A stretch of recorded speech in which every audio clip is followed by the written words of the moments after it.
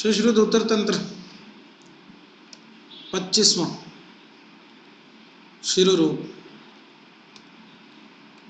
बताओ भेद।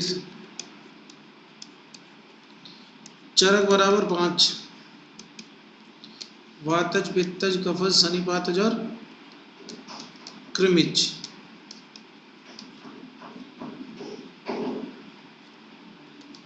वाग्भट और शारंगधर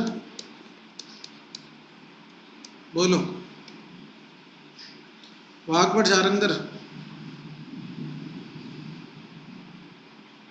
10। यहीं से पढ़ाना ना 25 से ही।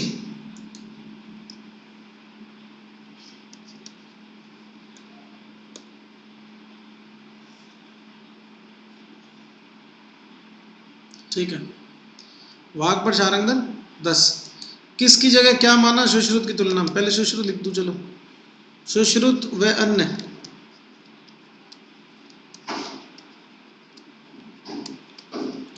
इन्होंने कितने माने? 11। सुश्रुत की तुलना में वाग्भट और शारंगधर ने क्या चेंज करे?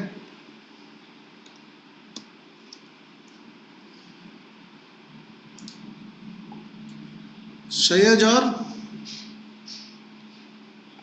ना ना ना ना, दीपक गलत।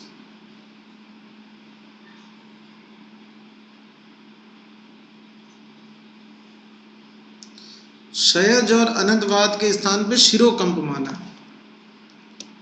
कंपवात तो वात व्याधि है। कौन सा नहीं माने? शयज और कैसे लिखना है? अनंत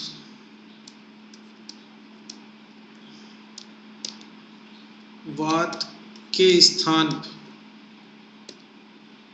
अनंतवाद के स्थान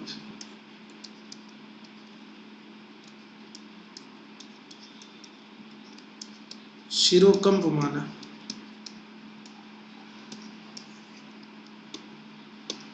ठीक है, ये बात।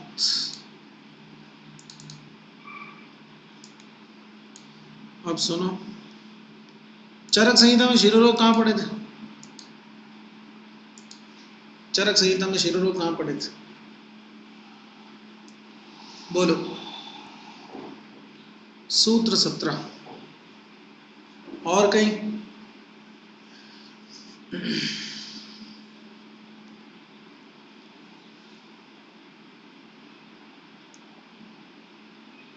चिकित्सा 26। ठीक,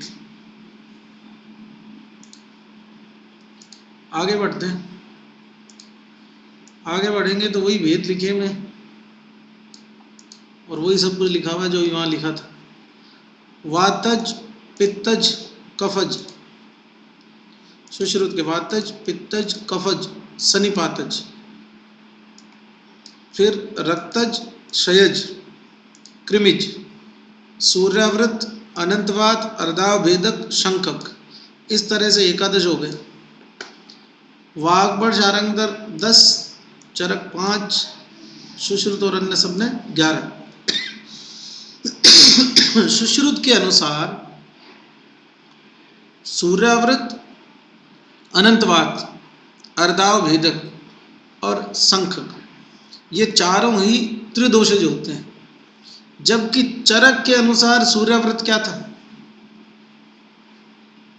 चरक अनुसार सूर्यावृत, बस सोच समझ के बोलना। कुछ था क्या? दोष वोष की बात हुई थी चरक में कहीं? सूर्यावृत किसी को याद आ रहा? वात रक्तज, सूर्यावृत को मैंने रविवार समझाया था, वार से वात ऐसे याद करवाया था। अर्धाव भेदक वात कफज और शंखक, शंखक पीवीआर, जबकि सुश्रुत में चारों क्या है? त्रिदोषज। चलिए आगे बढ़ते हैं। आगे बढ़ोगे एक पेज छोड़ना फिर आगे चलना। यहाँ पर वातिक शिरोरोगों की बात हो रखी। और एक बात आप हमेशा याद रखें, शायद मैंने पहले तुमको ऐसा बोला भी है, कि जैसे अशमरी में अपन चीज़ें उल्टी पढ़ते हैं, मतलब कि पहले जो कफज अशमरी उसके लक्षण ऐसा लगता है जैसे वातिज के हैं। इवन उनका तो सीक्वेंस भी उल्टा है, यहाँ सीक्वेंस तो उल्टा नहीं है, वातिज से शुरू हो रहा है, लेकिन लक्षण जो है वो थोड़े से ऐसे हैं कि कंफ्यूज कर सकते हैं। जैसे वाति की पहली लाइन ठीक है कि शीर्षो रुजश्च भवति तीव्र, यहाँ तक ठीक है। अगर लिखा निशी च अति मात्रम, अब रात्रि के अंदर अगर शोफ में बात करें तो रात्रि बलि शोफ था कफज, और रात को कब बढ़ता है, लेकिन वातिक शिरोरोगों का लक्षण है कि तीव्रा निशी च अति मात्रम, रात्रि में वातिक होते हुए भी हेडेक बढ़ रहा है, ये वातिक शिरोरोगों का लक्षण है। मोस्ट इंपोर्टेंट, देखो कितने सारे स्टार लगा रखे।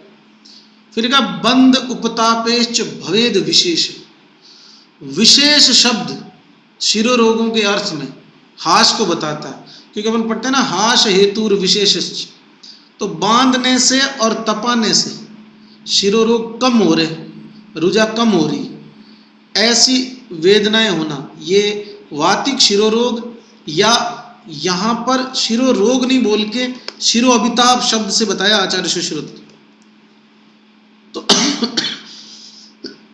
तो ऐसा ऑप्शन आ सकता है कि शिरोरोग नहीं लिख के शिरो अभिताप लिखे। तो वातिक शिरोरोगों में या वातिक शिरो अभिताप में रात के समय में वेदना बढ़ती है, बांधने से और तपाने से भवेद विशेष कम होती है। इंपॉर्टेंट है। पैतिक पहली लाइन में कुछ खास है नहीं, दा है धूप्यते शिरो अक्षी नासम, ऐसे लिखा शीतेन रात्र उच्च भवेद विशेष, ये लाइन ठीक है। क्या लिखता है कि शीतल उपचार से और रात्रि से ये कम होता है। कौन सा? पैतिक शिरो अभिताप या पैतिक शिरोरोग। आगे बढ़ते हैं, कफज में आ जाओ। जामनगर ने 2005 यहाँ से एक लाइन पूछी थी। पहली लाइन तो पता चल रहा है, गुरु है शिरोगलम जिससे कफ उपदिग्धम, साफ लिखा हुआ है सिर में और गले में कफ बढ़ जाता है। ठीक, शीत प्रतीति, इसके लिए हिम शब्द लिखा हुआ है, तो ये बता रहा है कि कफज। आगे वाली लाइन है सून अक्षिकूट वदनश्च, अक्षिकूट में स्वेलिंग और मुख पर स्वेलिंग, ये कफज शिरोरोगों को बताता है, कफज शिरो अभिताप को बताता है। जामनगर ने 2005 में पूछ रखा। नेक्स्ट 8वां, सन्निपातज में तो ऐसा लिखा हुआ है कि सारे मिले हुए होते हैं, लेकिन इसके नीचे वाली जो लाइन है ये वाली, ये रक्तज की है, और इसमें लिखा पित्त समान लिंगम, ये तो ठीक है। एडिशनली क्या लिखा है, स्पर्श असहत्वम सिरसो भवेतम, सिर को टच करने पर बहुत ज्यादा पेन होता है, इसलिए स्पर्श सहन नहीं करता रोगी। स्पर्श असह गुल्म शोथ, कौन से गुल्म और शोथ में स्पर्श असह लक्षण मिलता है पैतिक, लेकिन शिरोरोगों में रक्तज मिलता है कि स्पर्श असहत्व, याद करना है जरूर से। यहां पर शिरो अभिताप लिखा हुआ इन श्लोकों में, लेकिन तात्पर्य शिरोरोग है। लेकिन आप इस बात को समझें कि जरूरी नहीं है कि शुरू से सवाल आए तो शिरोरोग लिखे, वो उसके स्थान पर शिरो अभिताप भी लिख सकता है, तो घबराने की जरूरत नहीं है। ठीक,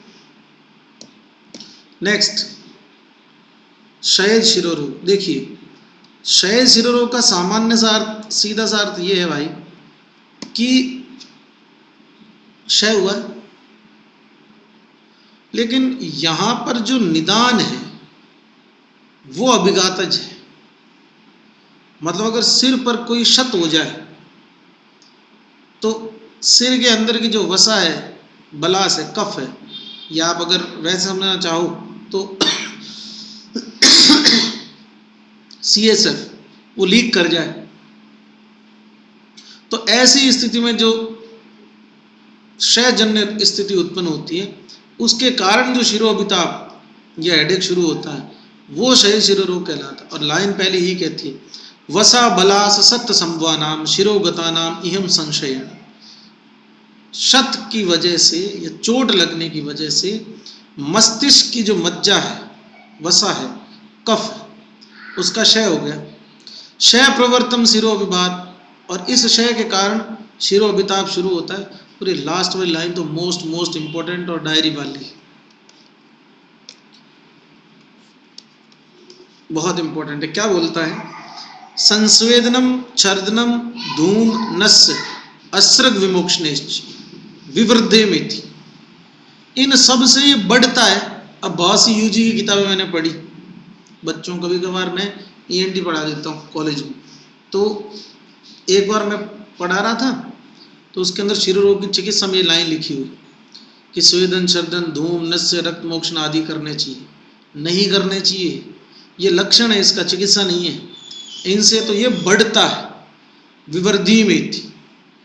ठीक, इंपॉर्टेंट है, ध्यान देना इसमें। नेक्स्ट, कृमिजन्य शिरोरोग। मैंने आपको कृमिजन्य शिरोरोगों में एक बात पढ़ाई थी कि वातिक वेदनाओं के साथ में अगर कंडू दिखे तो वो लक्षण कृमि के होते हैं, ऐसा चरक के संदर्भ में बताया था। सुश्रुत क्या लिखते हैं? निस्तुद्यते शिरोअति मात्रम संभक्षमाणम स्फुटति वचंत। जैसे जैसे कृमि अंदर काटते हैं वैसे वैसे तोद के समान और स्फोट के समान वेदनाएं होती। दूसरी लाइन जरूर से एमटीआर करें, डायरी में लिखें, घ्राणात च गच्छेत सलीलम। नासा मार्ग से स्वच्छ जल के समान स्राव निकलता है, स रक्तम। और उसके अंदर आगे क्या लिखा है? रक्त मिश्रितता पाई जाती। तो ट्रांसपेरेंसी है, जल के समान है लेकिन रक्त मिला हुआ है, ऐसा किसमें है? कृमि शिरोरोग। एक नासा रोगों में परिस्रव रोग होता है, वहां पर जो स्राव होता है वो सलिल प्रकाशम होता है। सलिल ऐसे टुकड़ा आता है, सलिल प्रकाश, पर उसमें सह रक्तम नहीं होता। कृमि शिरोरोगों का लक्षण नासा परिसर रोग से मिलता है सुश्रुत में, घ्राणात च गच्छेत सलिलम। लेकिन डिफ्रेंशिएट का तरीका ये है कि सह रक्तता दिखे तो कृमि शिरोरोग है, क्योंकि नासा सिर से उदाहरण, कृमि अगर सिर को खा रहा है तो वहां से म्यूकस सिक्रेशन होगा और भक्षण के कारण वहाँ ब्लीडिंग होगी, तो ब्लड और जो म्यूकस सिक्रेशन है, जल के समान स्राव है, वो निकलेगा। जबकि नासा परिसरों में केवल क्या लिखा है? सलिल प्रकाशन लिखा। नेक्स्ट, अपनी बात हो गई इसको लेके। सूर्याव्रत के अंदर मैंने आपको बताया था, चरक में वात रक्त याद करवाया था। मैंने कहा था सूर्य मतलब रवि, तो अपन लिखते हैं रविवार, संडे को वार। ये चरक से था कि चरक अनुसार दोष क्या है सूर्याव्रत में? वात और रक्त। सुश्रुत से सन्निपात जी। लाइन कहती है शीतेन शांति लभते कदाचित उष्णेन। कभी ठंडे से शांति मिलती है, कभी गर्म से। तम भास्कर आवृतम उद्धारंती सर्वात्मकम कष्टतम विकारम। ये लाइन भी आती है, सन्निपातज है और ये कष्टकारी विकार है, लेकिन वो इतना ही टुकड़ा देता है, सर्वात्मकम कष्टतम विकारम। ठीक, ऐसी स्थिति में गड़बड़ हो जाती फिर, तो इसको ऑफिस हेडेक कहते हैं। और आपको ऐसे याद करना है जैसे मैं बताऊं। देखो, ऑफिस का सीधा सा अर्थ ये है कि जैसे मान लो कि आप ऑफिस गए तो जो पियोन है वो क्या पूछेगा कि सर कुछ ठंडा लाऊं या गर्म, यही तो बोलेगा। बात को समझे। अब एक सेकंड, अब आपको इससे याद रखना है कि जो ऑफिस हेडेक था वहां कुछ ठंडा गर्म चल रहा था, तो ऑफिस में ठंडा गर्म ही चलता है। बाकी अगर वैसे याद करना चाहो, चरक से भी ये लाइन याद हो सकती है, क्योंकि चरक ने बोला है वात और रक्त, तो वात ठंडी है और रक्त क्या है? उष्ण। तो जरूर से याद करना, शीतें शांति लभते है, कभी ठंडे से आराम मिल जाता, कभी गर्म से। और सर्वात्मकम कष्टतम विकारम। अब इसको ऑफिस हेडेक इसलिए कहते हैं कि जैसे जैसे दिन चढ़ता है तो वर्कलोड बढ़ता है, आदमी सोचता है कि मैं ये काम कर लेता हूँ, आज का आज करना। और जैसे जैसे दिन ढलता है तो आदमी क्या सोचने लगता है, आज तो ऑफिस का टाइम होने वाला, कल करेंगे। तो जैसे ही प्रेशर रिलीज होता है उसका हेडेक कम होने लगता है। और आयुर्वेद कहता है सूर्याव्रत, जैसे जैसे दिन चढ़ता है, सूर्य चढ़ता है, तो दोपहर तक टॉप पे आता है, उस टाइम सबसे ज़्यादा रश रहता है, और शाम होते होते सूर्य ढलने लगता है तो दर्द कम होने लगता है। ऐसा होता है सूर्याव्रत। ठीक, इसको भास्कर आवृत भी कहा है। सूर्य का ये पर्याय है भास्कर। सूर्याव्रत ही क्या कहलाता है? भास्कराव्रत कहलाता है। ठीक, नेक्स्ट आगे बढ़ते, एक पेज छोड़ोगे फिर आगे जाओगे, आगे जाओगे तो अनंतवाद के लक्षण लिखे हुए। लिखो, अनंतवाद एक सन्निपातज रोग है सुश्रुत का। नो समी,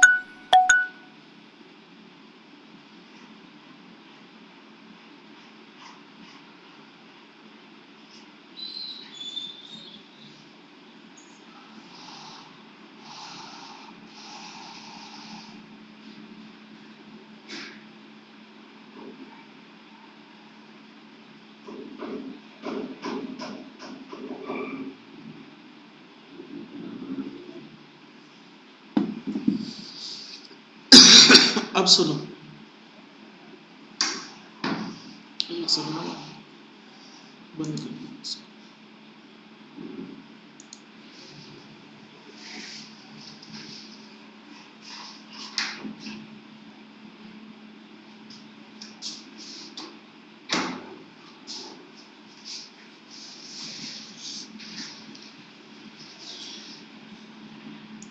हाँ भाई, लिखो, अनंतवात सुश्रुत अनुसार एक सन्निपातज शिरोरोग है। नोट डाल के लिखना, वैसे तुमको पता तो है, फिर भी लिख लो। अन्योन्यवात, बोलो क्या? अन्योन्यवात, कौन बोलेगा? हेलो, लिखो, सुश्रुत के अनुसार अनंतवात, सुश्रुत के अनुसार अनंतवात एक सन्निपात शिरोरोग, और दूसरा लिखो अन्योन्यवात सुश्रुत अनुसार। क्या लिखोगे? बोलो, अरे सो गए क्या? क्या लिखोगे? नेत्र रोग। नेत्र रोग में भी अन्योन्यवाद में दोष क्या है? दोष अभी तो पढ़ के आए हो, वातिक सद,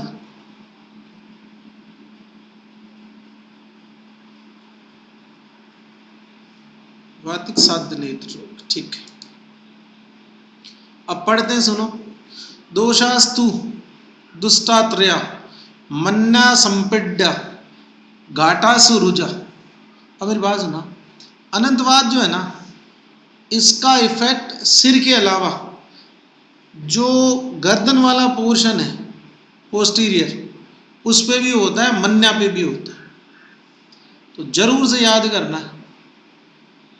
और मैंने तुमको बताया भी था नेत्र वाले के अंदर कि इस रोग का नाम है अनंतवात, और सूर्य अनंत पे स्थित है पृथ्वी से, ऐसा मानो। बहुत दूर है ना, वैसे तो उसकी दूरी तय है, लेकिन फिर भी दूर कौन है? सूर्य। तो सूर्य अनंत पे स्थित है, और सूर्याव्रत एक शिरोरोग है, इसलिए अनंत वाला शिरोरोग होता है। और अन्योन्य, अन्योन्य का मतलब दो चीजें हैं, कंपैरिजन है दोनों। तो दो चीजें क्या है? नेत्र है, सिर तो है नहीं। तो अन्योन्य वाला क्या है? नेत्र रोग। अब इसमें मन्या में और घटासु रुजा मतलब ग्रीवा के पश्च भाग में पीड़ा होती है। एक इसका विशेष लक्षण ये है, दूसरा क्या लिखा है, गंडस्य पार्श्वे तू करोति कंप अनुग्रह लोचन जहां से रोगा। ये मैंने आपको वहां बता दिया था अन्योन्य बात में कि सिर वाले में नेत्र आता है, नेत्र वाले में सिर आता है। अरे ऐसी बात हुई थी कि नहीं, सिर वाले में नेत्र आता, नेत्र वाले में सिर आता, ऐसी बात हुई थी कि नहीं हुई थी, बोलो। बस ये हुई। नेक्स्ट विमर्श भी वही लिख रखा, अन्यतोवाद नेत्र रोग अधिकार, अनंतवाद शिरो रोग अधिकार। नेक्स्ट अर्धाव भेदक, चरक अनुसार वात कफज, इसका सामंजस्य माइग्रेन से आपको बताइए। दो भेद होते हैं उसके, इसके वातज और वात कफज, अगर भेद पूछे तो। और इसके लिए एक लाइन आती है, पक्षाद दशाद वापि अकस्मात। अब आपने बहुत से रोगों में पढ़ा है कि ऐसे लाइनें आती, जैसे ज्वर में आता है 7 दिन 10 दिन 12 दिन, तो इसके अंदर जो लाइन है वो है 15 दिन 10 दिन या एकदम से मिला। और लास्ट लिख दिया तृत्याद वय वसीत, त्रिदोषज माना है इसको। तो लाइन पहचानने का तरीका है कि 10-15 दिन में एकदम से हेडेक शुरू हो जाए तो फिर वो क्या है, माइग्रेन। वैसे क्लिनिकली ये है कि अगर पेशेंट का जो लाइफ स्टाइल है बहुत ज़्यादा हेक्टिक है, एग्जर्शन ज़्यादा है, या कोई फैमिली हिस्ट्री है माइग्रेन की, या फिर कोई मानस परेशानी है उसको लंबे समय से, या कोई बहुत गहरा आघात या दुख है, तो उसमें माइग्रेन देखने को मिलता है। हालांकि एलोपैथी ये लिखती है कि इडियोपैथिक कॉजेज होते हैं, मतलब जिनके बारे में कुछ बता नहीं सकते, ठीक, लेकिन ऐसा पैटर्न देखा गया है। तो 10-15 दिन में होता है, और कई लोगों में साल में 1-2 बार ही होता है। ट्रीटमेंट की बात करें, एलोपैथी में कोई ट्रीटमेंट है नहीं इसका, आपको पेन किलर लेके और सोना पड़ता है, वो भी हैवी डोज में। और पैटर्न का पता इससे भी चलता है इसके कि इसमें क्या होता है, बाद में नोजिया होकर वॉमिट होती है, और वॉमिट होने के बाद में पेन कम हो जाता है। तो उससे भी आप अंदाज़ा लगा सकते हो कि ये माइग्रेन है या नहीं। नेक्स्ट आयुर्वेद में ट्रीटमेंट है इसका। नेक्स्ट देखो शंखक,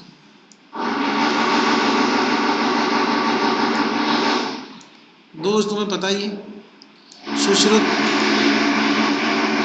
सनिपातज, चरक, पीवीआर या वात पित्रक, जो भी तुम याद करना चाहो। और चरक ने बोला था कि इसमें विसर्ग के समान चिकित्सा करनी चाहिए। लास्ट लाइन में सुश्रुत जो लिखा है वही एग्जाम में आएगा, विषक सहस्त्रे रपी दुर्निवार, 1000 वैद्यों से भी जो रोग ठीक ना हो, ऐसा कौन सा रोग है? ऐसा रोग है संखक। और कहाँ पे आश्रित होता है ये? शंख में, मतलब संखक कहने का जो तात्पर्य है संघ प्रदेश में स्थित है, क्योंकि शिरो रोग है ना, तो संघ प्रदेश में स्थित होने के कारण इसको संखक कहा जाता है।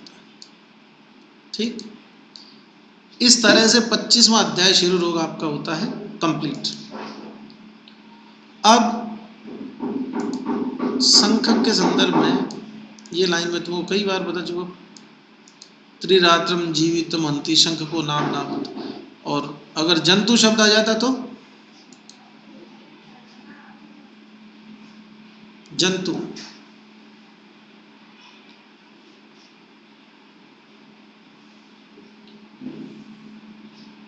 जंतु आता तो रोहिणी, जंतु नहीं है, बाकी 3 रात्रि की बात, तो फिर संखक।